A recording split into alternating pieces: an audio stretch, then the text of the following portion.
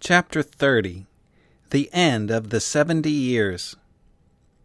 Soon after the fall of Babylon and the beginning of the universal empire of Medo-Persia, in the first year of the reign of Darius the Mede, Daniel the prophet understood by books the number of the years, whereof the word of the Lord came to Jeremiah the prophet, that he would accomplish 70 years in the desolations of Jerusalem.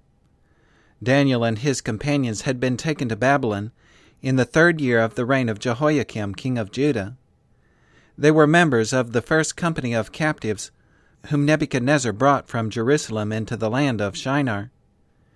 Daniel was well acquainted with the prophecies of Jeremiah at the time they were given, and he had passed through the periods immediately succeeding the first and the second sieges of Jerusalem, when many false prophets had arisen with the claim that the captivity was to be of short duration.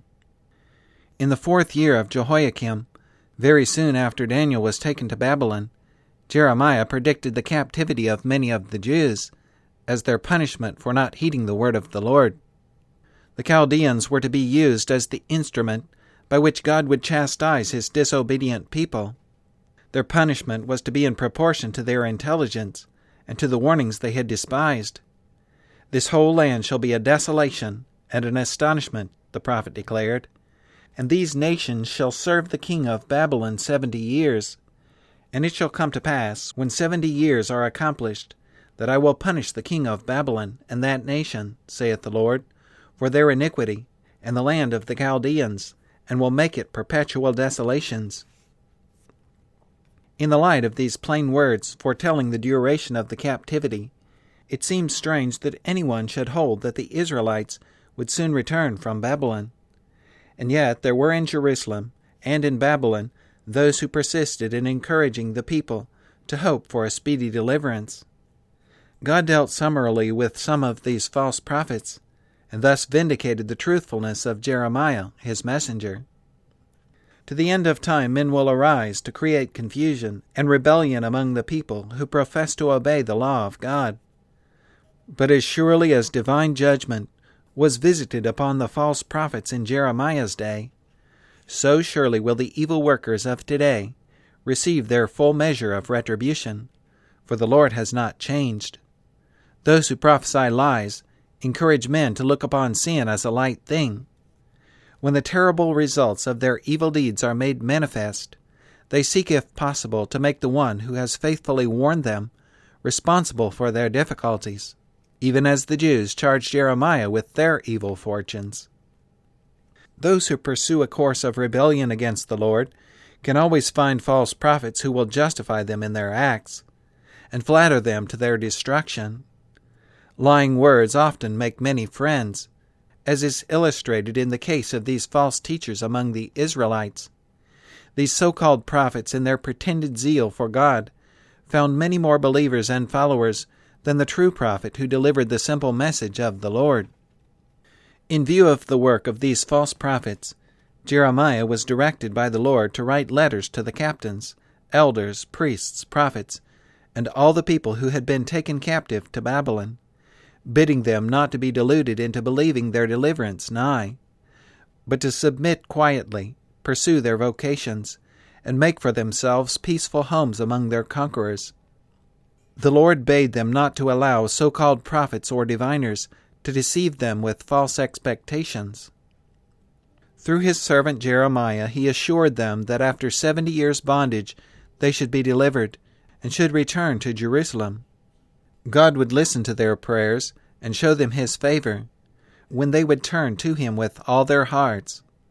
"I will be found of you, saith the Lord, and I will turn away your captivity, and I will gather you from all the nations, and from all the places whither I have driven you, saith the Lord, and I will bring you again into the place whence I caused you to be carried away captive."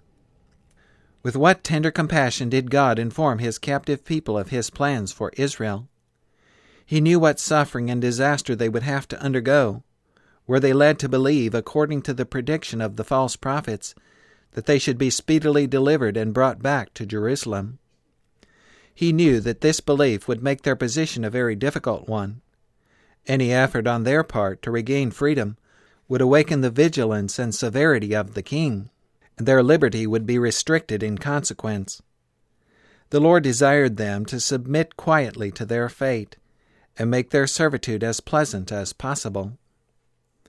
A copy of the letters sent by Jeremiah to the Hebrew captives in Babylon, and of the letters sent by the false prophets to these captives and to the authorities of Jerusalem, together with a story of the controversy between the true and false, is found in the 27th to the 29th chapters of Jeremiah. It was immediately after this interchange of letters between Jeremiah and the elders of the Israelites in captivity that the prophet was instructed to write in a book all that had been revealed to him regarding the restoration of Israel. This is recorded in the 13th and 31st chapters of Jeremiah. These, with the prophecies of the 25th chapter, are the letters and the records that Daniel the prophet, during the first year of the reign of Darius the Mede, prayerfully studied, 80 years and more after they were written. Daniel was familiar with the circumstances connected with Jeremiah's testimonies, given very soon after the beginning of the Babylonian captivity. He well knew that the promise of the return was sure, and yet a short time before, in the 3rd year of the reign of King Belshazzar, the angel of the Lord had instructed him in vision, "Unto 2,300 days, then shall the sanctuary be cleansed." Daniel sought for the meaning of the vision. He could not understand the relation sustained by the 70 years' captivity to the 2,300 years that were to elapse before the cleansing of God's sanctuary. Gabriel gave a partial interpretation, and when he declared that the vision shall be for many days, Daniel fainted. "I, Daniel, fainted," the prophet writes, "and was sick for certain days. Afterward I rose up, and did the king's business, and I was astonished at the vision, but none understood it." In his perplexity, Daniel studied anew the prophecies of Jeremiah. They were very plain, so plain that he understood, by these testimonies recorded in books, the number of the years, whereof the word of the Lord came to Jeremiah the prophet, that he would accomplish 70 years in the desolations of Jerusalem.